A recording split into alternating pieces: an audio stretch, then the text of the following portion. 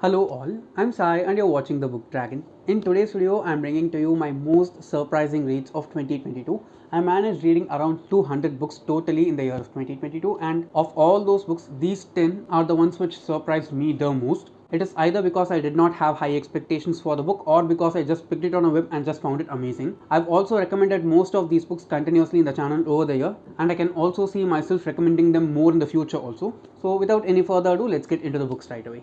So the first book that I want to talk about in this video is probably the book which surprised me the most in 2022, and I read this far back in January itself. It Ends With Us by Colleen Hoover. The only main reason why I wanted to read this book is because over the course of the second half of 2021, all of Colleen Hoover's books just got super popular out of nowhere. I don't know why. I think it's because of TikTok, but I'm not sure because we don't have TikTok here. And of all of her books, It Ends With Us was the one which just blew up in my Instagram completely. I can say that I got sick of it and I just wanted to give the book a try and see how it was. And with that intention, I listened to the audiobook, and I should say I was totally flustered of how it was because I was just expecting to read a normal adult contemporary romance book, but this one was far more than that. The romance is not the basic point of the book at all. The basic point of the book is the domestic abuse and how a person deals with it, and what are all the things that a person can do even through all the turmoil that they are being put through. Everyone has different shades in their character, right? That's the thing which the author explored a lot in this one, and I completely enjoyed it. I went forward and listened to the second book in this series, It Starts With Us also, and I totally did enjoy it. So if you've not read It Ends With Us, just go forward and try it. I'm sure it's completely worth all the hype, and it's definitely one book which surprised me a lot in 2022.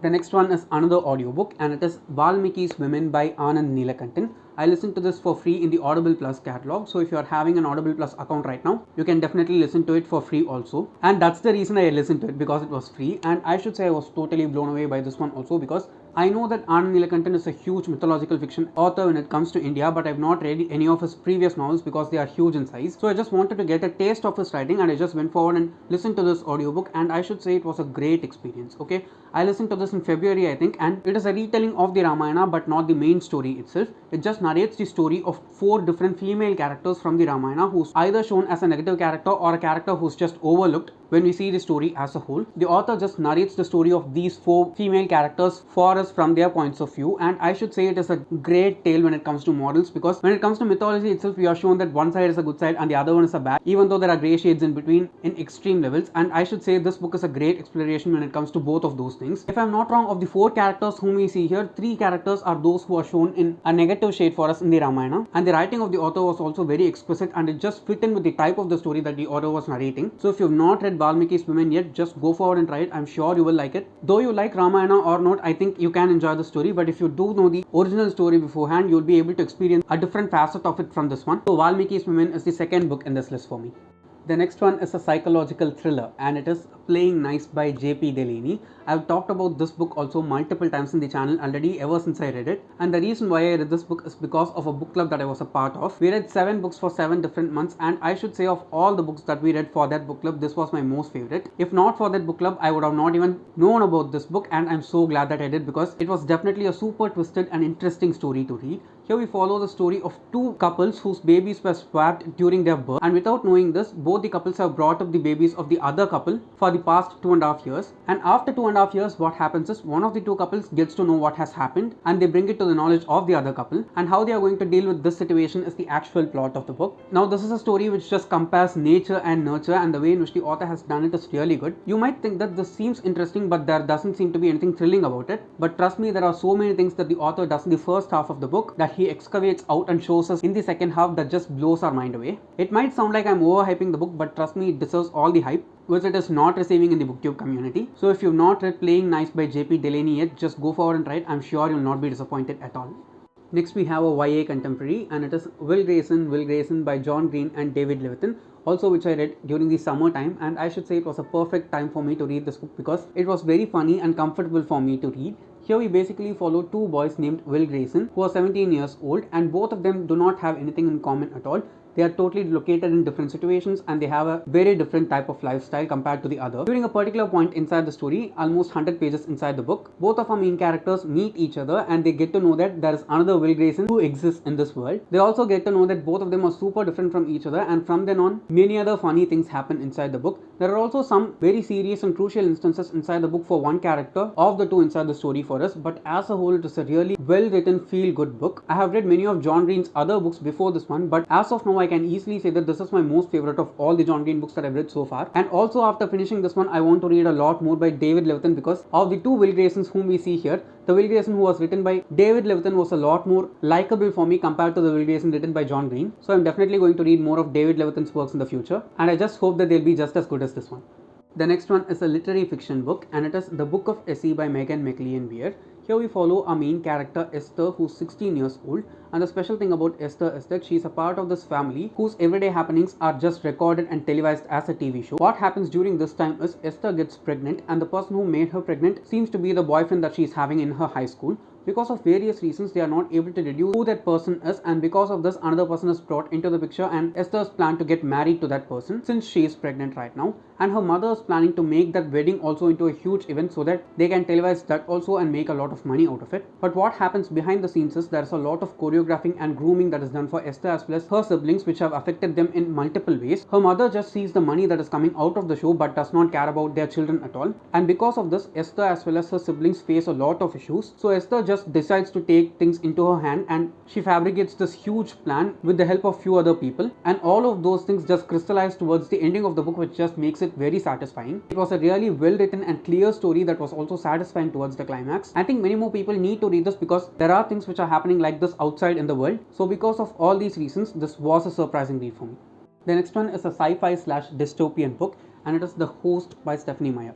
The only reason why I wanted to read The Host is because I know that there are many people who love Twilight as well as hate Twilight out there. And some of you guys have also been asking me to read Twilight for the past 2 years, but I'm not interested in reading it. But I wanted to give this author's writing style a chance because I know that many people became readers because of Twilight, and I wanted to know what is the reason behind it. And because of that, I found that The Host is kind of a standalone right now, so I just went forward and tried reading it. And I should say it was a really good story for me because I just enjoyed each and every single part of the story. Now the book happens during a time when the earth is taken over by this alien race called the Souls. They are just silver worm-like creatures who are inserted into the spine of a human being, and they just take over the consciousness of the human being, but they keep the body of the human as a host, hence the title. It is a twisted tale that is also narrated really well by the author. I watched the movie of this one also after reading the book. The movie is not at all good, but the book is definitely really good, and I personally think many more people need to read this because it was such a good reading experience for me that I wanted to read more books by the author. The next one is yet another literary fiction book, and it is One Part Women by Perumal Murugan, translated from Tamil to English by Aniruddhan Vasudevan.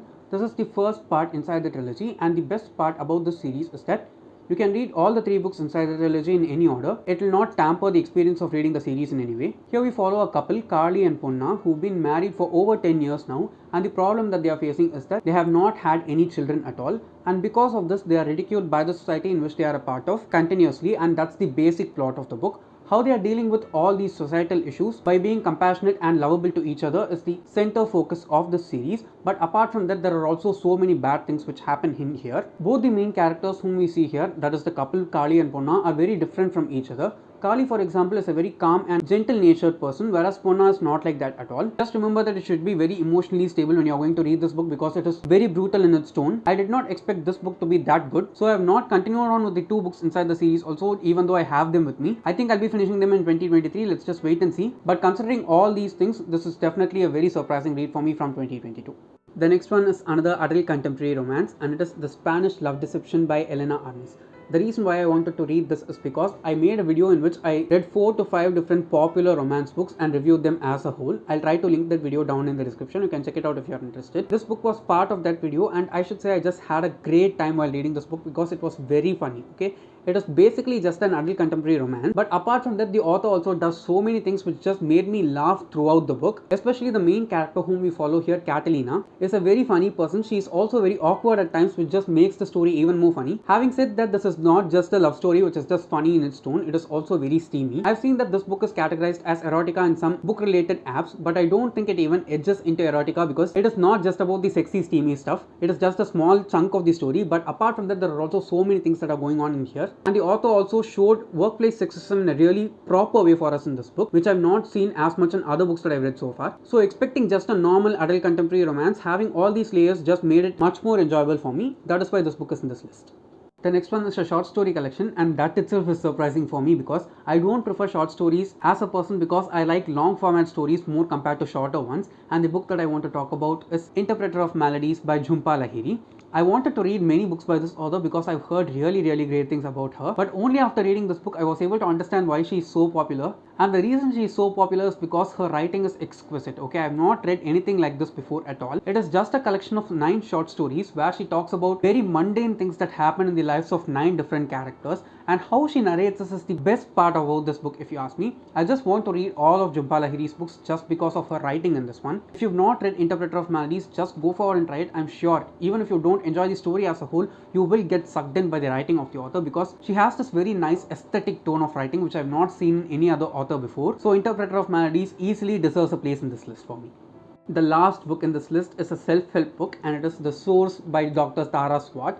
I did not expect to love this book this much at all. Okay, I love this to such an extent that I loved The Power of Your Subconscious Mind. This book is also basically about the law of attraction, but the approach that the author has towards the law of attraction is completely biological and practical in her way, because she is a neuroscientist. She just explains to us how the law of attraction works by showing us how our body responds to certain things that we do. I'm sure I'm going to reread this at least once in the future and refresh all the concepts in my mind in order to cement them properly. So this is definitely one of the most surprising books that I read in 2022. So yes guys, those are my top 10 surprising reads of 2022, and I'm sure that you also have some surprising reads from the past year. So don't forget to leave them in the comments below, because I'd like to know what books surprised you out of the blue in the past year, and I also want to know if there are any books that were recommended by me before. And if you did enjoy watching today's video, don't forget to give it a thumbs up and also share it to your friends. If you want to get more content from me, do subscribe to the channel. Thanks for watching and have a great rest of your day.